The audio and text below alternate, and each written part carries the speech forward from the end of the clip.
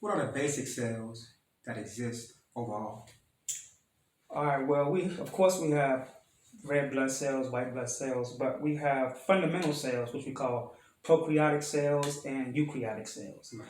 Eukaryotic cells is cells that have a nucleus which contains the DNA. Prokaryotic cells have cells that don't have a nucleus, which don't contain the DNA inside the nucleus. It's just in the cell, the ribosomes and things of that nature. So these are the type of cells that you find in animals, which we call eukaryotic cells. You find them in plants, you get what I'm saying, protoplasm and things of that nature. So when you eat an animal, when we digest or take in an animal, right, we are mixing the DNA inside of the nucleus in their cells with the DNA in our cells, Right. which genetically alters our genetic memory and our genetic codes. So that's just like when a computer come across a virus, and the virus gets in and taps into the information. The DNA from these animals that we are ingesting, that we call food, right, distorts the information in our genomes. And our genome holds the genetic codes, which is sort of like binary codes. And these binary codes, what it does is it translates certain systems in our bodies to either evolve or devolve. So when you eat animals, which are genetically modified organisms are living things, we are devolving. And this is why you see the society mentally distraught, stressed, depressed, obese, high blood pressure, you know what I mean, diabetes and things of that nature. These are all mental health diseases. And people don't want to take into account that it is a mental health because it's going on physically. It's something that's going on with their body physically. But everything that happened physically had to start mentally. Right. Because when you can't, when you can't calculate, right, to make the better decision for your health, and you know that that thing that you're doing, that you need to calculate to make your health better, is bad for you, then that means that something was wrong here, right? Chemical imbalances. So these things that we eat causes a chemical imbalance in our biochemical structure. Prokaryotic cells, for an example, are cells that you can use, right, to insert into bacteria to create artificial viruses. And these artificial viruses can cater to only affect certain cultures of people. You mean to tell me that viruses can be used as biological weapons? Sure. Back in the 90s at the Chemical and Biological Warfare Department, they were experimenting on certain insects, right, mosquitoes and even bumblebees, where they would insert certain chemicals inside of them, right?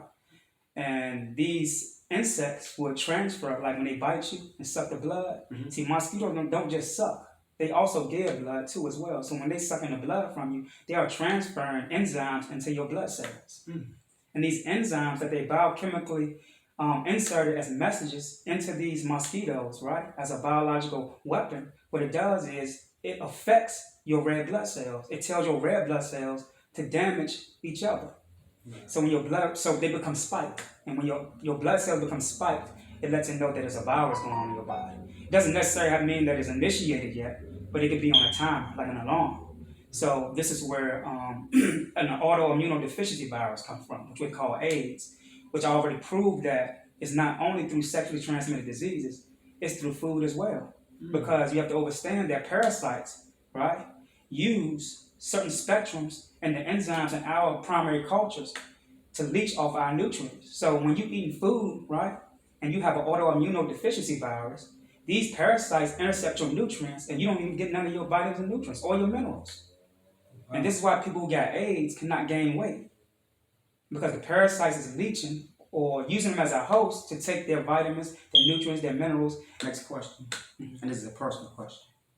Do you think these so-called Jews, white Jews in America, know the history of our life on Mars and other planets? Well, they have to, but they've never been to Mars. This is why they keep sending black people up there. See, the thing is, they gather all of these fraternal people in the Greek. They are Greek fraternals in their colleges, right? Mm-hmm. And what they do is, once they pledge a certain pledge, you get to a certain level and degree, they send them to Mars. Mm-hmm. White people or so-called Jews cannot go to Mars because of the density of gravity that is in that location of Mars. The sun there is 20 times worse than the sun here. So if they have to put sunblock on here, imagine what they have to do there. The radiation there will eat them up right away. It will suck them inside out right away, like some movie shit. You get what I'm saying? So when these people embark on being Jews, which they are not, and historically we can prove that, not only historically, but genetically, we can prove that because origin tells us the age of principle. And not just principle, the age of that which carries principle, which is the physical entity, right? Because the soul of any physical entity is its principle. And these people are lying, which is the reason they have no principle. But that shouldn't discourage us or surprise us because they don't have souls. Because the principle is the soul to any physical entity, and they don't have a soul, they don't have principle.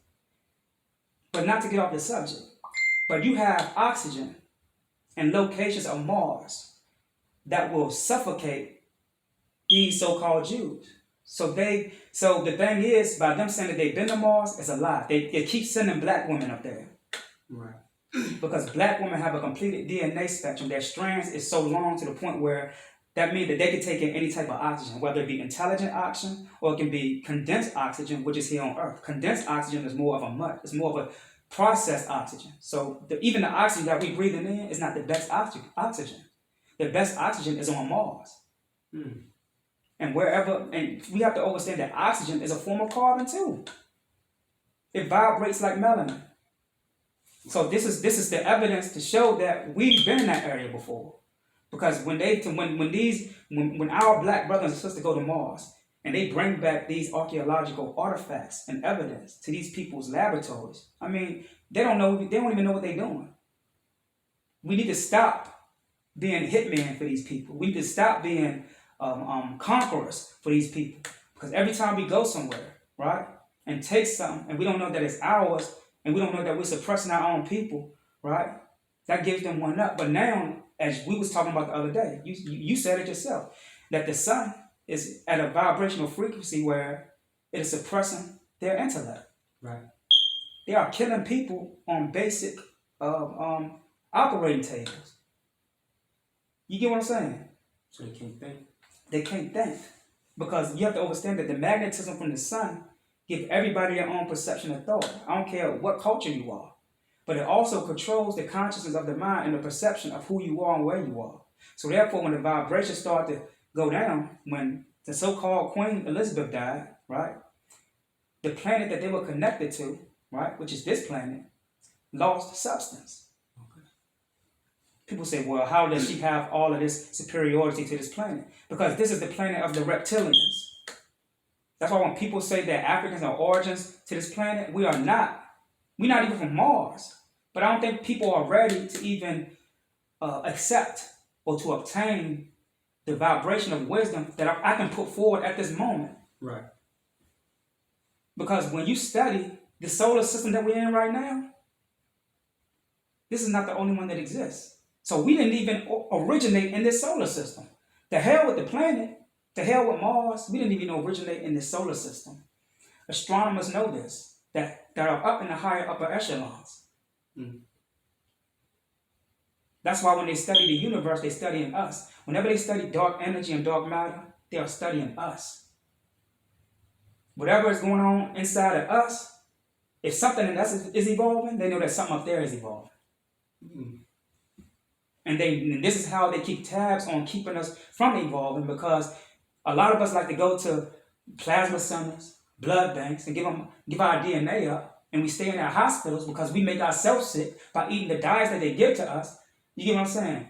And this allows them to be able to keep tabs on us spiritually, because DNA is spiritual. It's not just something that you can find a bloodline through. Right. Or read codes of illnesses through. You can read paradigm shifts of stars through African DNA.